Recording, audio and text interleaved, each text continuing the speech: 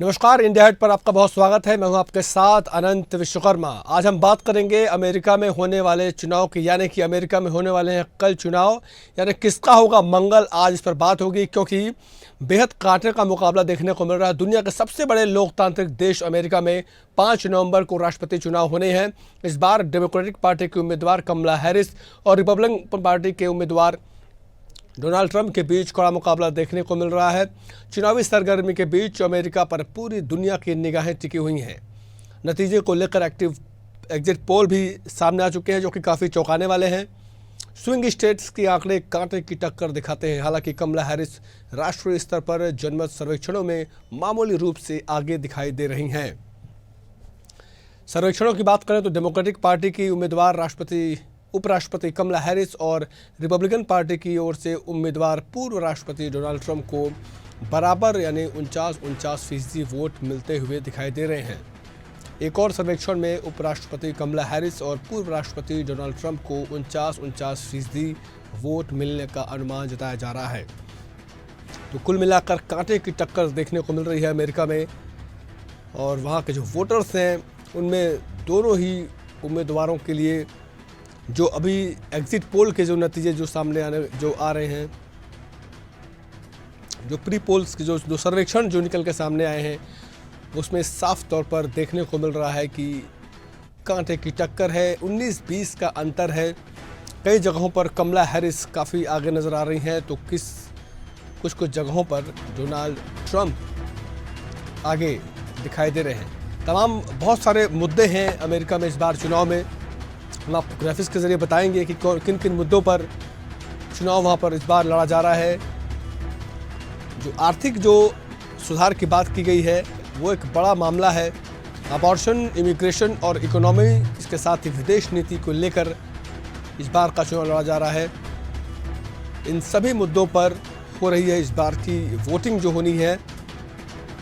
बहुत बड़ा मुद्दा है अबॉर्शन का, इमिग्रेशन का। डोनाल्ड ट्रंप का कमला हैरिस से कड़ा मुकाबला, जैसे कि हम लगातार आपको बता रहे हैं, देखने को मिल रहा है। जो सर्वेक्षण हैं, उनकी जो रिपोर्ट सामने आई हैं, उसमें लगभग बराबरी का मुकाबला देखने को मिल रहा है। अब देखना ये है कि मंगलवार को किसके लिए मंगल होता है, किसका शुभ होता है। कांटे की टक्कर देखने को मिल रही है। स्विंग स्टेट्स जो हैं, जहाँ से राष्ट्रपति का रास्ता होकर जाता है जिन स्टेट से अमेरिका में, वहाँ पर कांटे की टक्कर है। लगभग बराबरी का मुकाबला कमला हैरिस और डोनाल्ड ट्रंप के बीच देखने को मिल रहा है।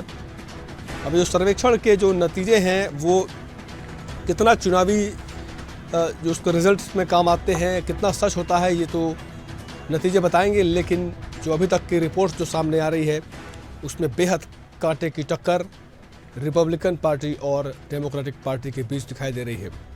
5 नवंबर को चुनाव होना है। उससे पहले कई अहम मुद्दे हैं जिस पर चुनाव हो रहा है, जैसा कि हम आपको लगातार ग्राफिक्स के जरिए भी अभी दिखा रहे थे। सबसे बड़ा जो मुद्दा वहाँ पर है वो है एक अबॉर्शन का मुद्दा खूब चल रहा है।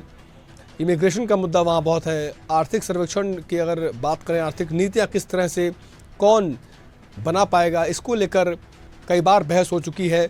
जैसा कि टीवी डिबेट्स में लगातार बहस देखने को मिलती है कमला हैरिस और डोनाल्ड ट्रंप के बीच में। तो किसकी क्या नीति होगी, उसको लेकर लगातार अमेरिका की जनता में उत्साह बना हुआ है। हमारे साथ हमारे पॉलिटिकल एडिटर ब्रिजेश जैन जुड़ चुके हैं न्यूज़ रूम से।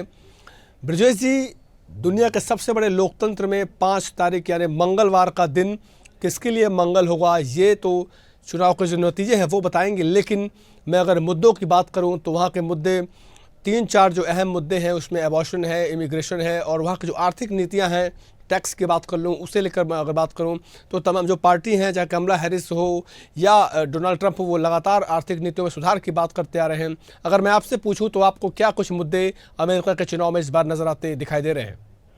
देखिए, 2 कद्दावर नेता अनंत जी इस बार मैदान में है। उपराष्ट्रपति कमला हैरिस जो 2020 से 24 तक उपराष्ट्रपति रही, और इसके पहले 2016 से 2020 तक डोनाल्ड ट्रंप जो है वो रिपब्लिक पार्टी की तरफ से जो है वो राष्ट्रपति चुने गए थे।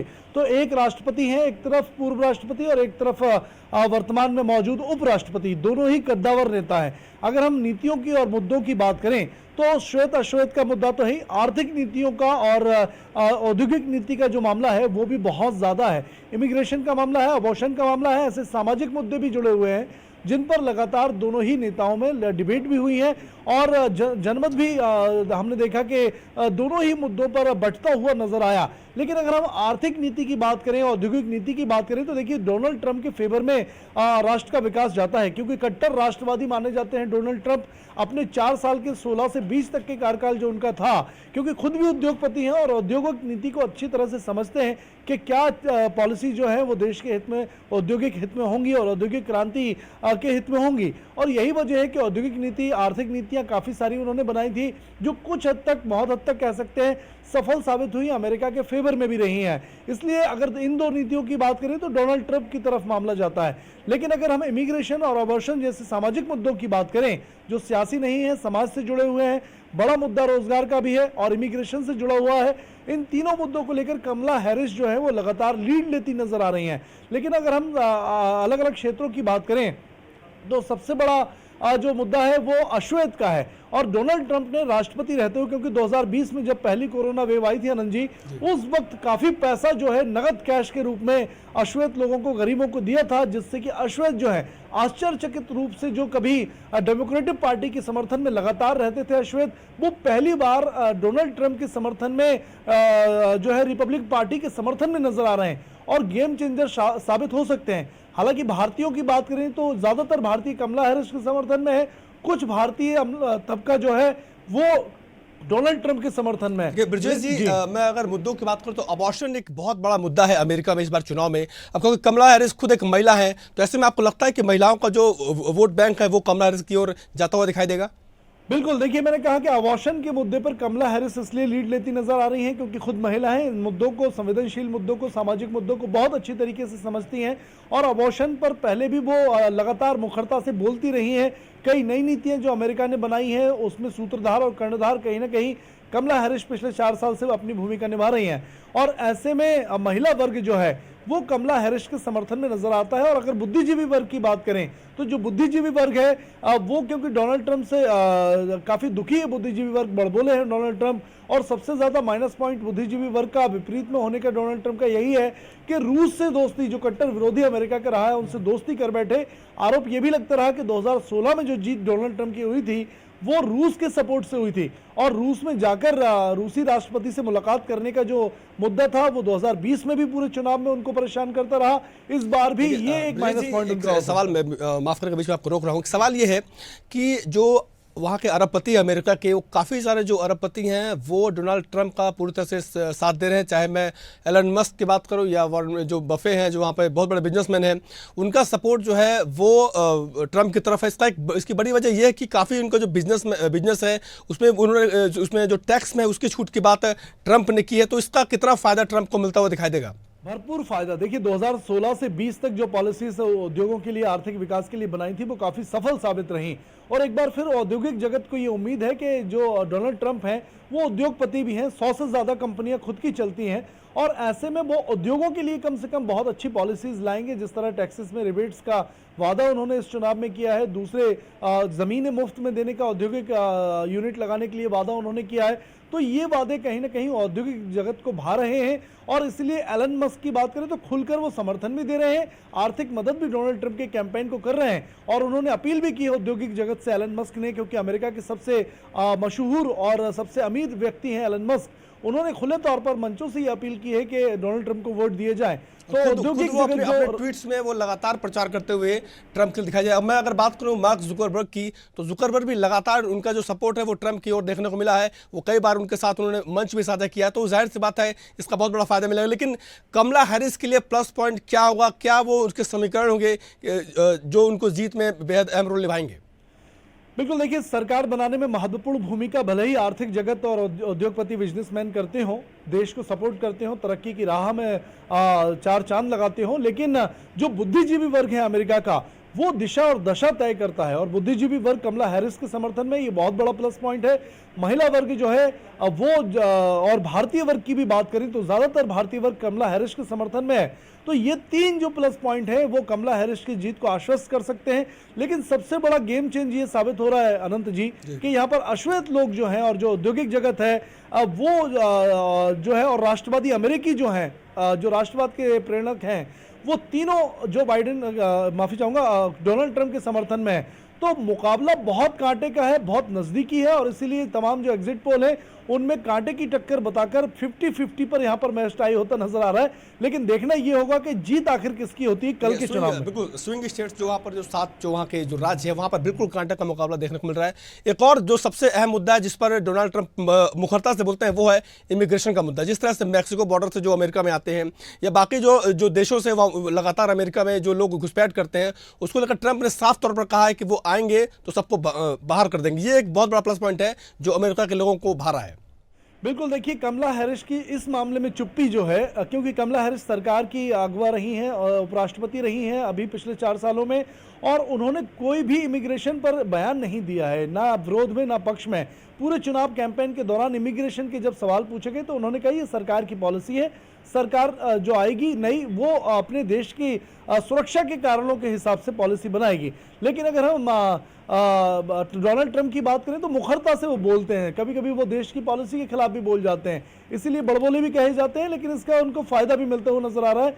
उन्होंने कहा मैक्सिको समेत जितनी भी देश की बॉर्डर है आसपास की, जो अवैध इमिग्रेशन होता है, जो अवैध रूप से लोग दाखिल होते हैं, उनको मान्यता दी जाएगी, उनका सर्टिफिकेशन किया जाएगा, चिन्हित करके रोजगार की व्यवस्था भी की जाएगी, क्योंकि रोजगार के लिए लोग जो है अमेरिका में दाखिल होते हैं, तो उनको सर्टिफिकेट देकर वैध करने की जो बात जो डोनाल्ड ट्रंप ने कही है वो एक तुरुप का इक्का जो है वो साबित हो सकती है। वो उनके जो स्पष्ट जो जवाब देते हैं ट्रंप, उसके मुरीद हम आगे जनता है कि आखिरी सवाल आपसे ये होगा, जब इसके पहले दौर में जब राष्ट्रपति रहे हैं ट्रंप तो भारत से उनके संबंध बहुत अच्छे से, बहुत मधुर संबंध थे, पीएम मोदी को बहुत अच्छा दोस्त मानते हैं, तो अगर ट्रंप एक बार फिर से जीतते हैं तो भारत के लिहाज से कितना मुफीद है और कितना असर डालेगा ये? देखिए, भारत के लिहाज से दोनों का जीतना मुफीद है, लेकिन प्रधानमंत्री नरेंद्र मोदी और भारत की जो चुप्पी है वो भारतीय लोगों को असमंजस में, अमेरिकी भारतीयों को असमंजस में डाल रही है। अगर 2016 की बात करें, 2020 के कैंपेन की बात करें, तो दोनों कैंपेन में प्रधानमंत्री नरेंद्र मोदी जो थे वो अमेरिका गए थे, रैली की थी डोनाल्ड ट्रंप के समर्थन में, लेकिन इसका खामियाजा उनको 2020 के चुनाव के बाद भुगतना पड़ा, भारत को भुगतना पड़ा, क्योंकि जब डोनाल्ड ट्रंप चुनाव हार गए, जो बाइडेन राष्ट्रपति बने, तो कहीं ना कहीं उनकी जो व्यक्तिगत खुन्नस भारत से, प्रधानमंत्री नरेंद्र मोदी से थी, वो भारत की विदेश नीति के में भी देखी गई। कई जगहों पर अमेरिका ने भारत का साथ नहीं दिया, और ये जो खामियाजा प्रधानमंत्री नरेंद्र मोदी और भारत को भुगतना पड़ा, इसीलिए इस बार जो है फूक फूक कर कदम प्रधानमंत्री नरेंद्र मोदी और भारत के विदेशी दूतावास जो है वो रख रहे हैं, क्योंकि कमला हैरिस भी भारतीय मूल की ही महिला रही हैं, उनकी माता जो थी वो भारतीय थी, और इसीलिए अगर डोनाल्ड ट्रंप जीतते हैं तो भी भारत के पक्ष में होंगे, और कमला हैरिस जीतती हैं तो भी मुझे लगता है कुछ हद तक भारत के फेवर में ही रहेंगे, लेकिन ज्यादातर डोनाल्ड ट्रंप का जीतना भारत के लोगों के लिए ज्यादा अच्छा रहेगा। ब्रजेश जी, बहुत बहुत तो आपका शुक्रिया इस खबर पर, इस अहम खबर पर हमारे साथ जुड़ने के लिए। तो किसका होगा मंगल, ये कल तय होगा। कल सबसे बड़े लोकतंत्र में कल होना है चुनाव, क्योंकि टक्कर है कांटे की। कई जो राज्य हैं वहाँ पर बिल्कुल कांटे की टक्कर देखने को मिल रही है, और जो कई जो अहम मुद्दा है, चाहे अबॉर्शन हो, चाहे इमिग्रेशन हो, या आर्थिक नीतियों पर बात हो, ये एक सबसे अहम जो वहाँ के मुद्दे हैं जिस पर अमेरिका की जनता कल वोट करने वाली है।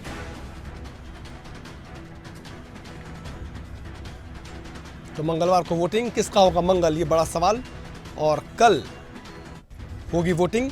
उसके बाद नतीजे जब आएंगे तो साफ होगा कि अमेरिका में किसकी सरकार।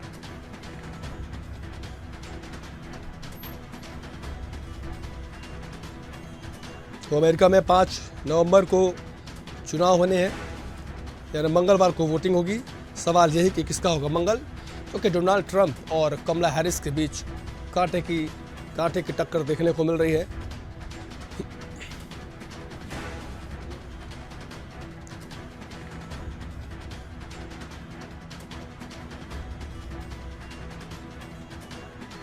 पर अमेरिका की जनता वोट करने वाली है।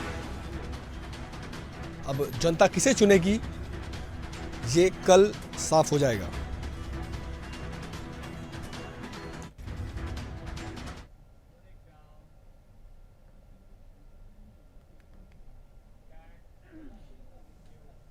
कनाडा के ब्रैम्पटन में हिंदू सभा मंदिर में आए लोगों पर खालिस्तानी समर्थकों ने हमला कर दिया है। हमलावरों के हाथों में खालिस्तानी झंडे थे। उन्होंने मंदिर में मौजूद लोगों पर लाठी डंडे बरसाए। इसके बाद मौके पर पहुंची पुलिस ने भी श्रद्धालुओं के साथ मारपीट की। घटना का वीडियो सोशल मीडिया पर वायरल है। घटना के बाद इलाके में भारी तनाव है, साथ ही भारी संख्या में पुलिस की तैनाती भी की गई है। पील रीजनल पुलिस चीफ में निशान दुरप्पाई ने लोगों से संयम बरतने की अपील की है। कनाडा के ब्रैम्पटन शहर में उच्चायोग ने हिंदू सभा मंदिर के बाहर काउंसलर कैंप लगाए हैं। यह कैंप भारतीय नागरिकों की ज़रूरतों को पूरा करने के लिए लगा है। इसमें जीवन प्रमाण पत्र जारी किए जा रहे हैं।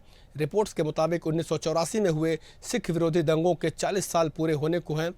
तो इसी लेकर प्रोटेस्ट कर रहे खालिस्तानी वहां पहुंचे थे और उन्होंने लोगों पर हमला कर दिया। कनाडा में पिछले कुछ समय से हिंदू मंदिरों और समुदाय के लोगों को निशाना बनाए जाने से भारतीय समुदाय चिंतित है, साथ ही नाराज़ भी है। पिछले कुछ सालों में greater Toronto area, British Columbia और कनाडा में बाकी जगहों पर हिंदू मंदिरों को नुकसान लगातार पहुंचाया जा रहा है और इसी के बाद से ही जो भारत और कनाडा के संबंध हैं वो लगातार बिगड़ते जा रहे हैं। जिस तरह से वहां पर भारतीयों को निशाना बनाया जा रहा है, उसके बाद से भारत और कनाडा के बीच संबंध लगातार खराब होते गए।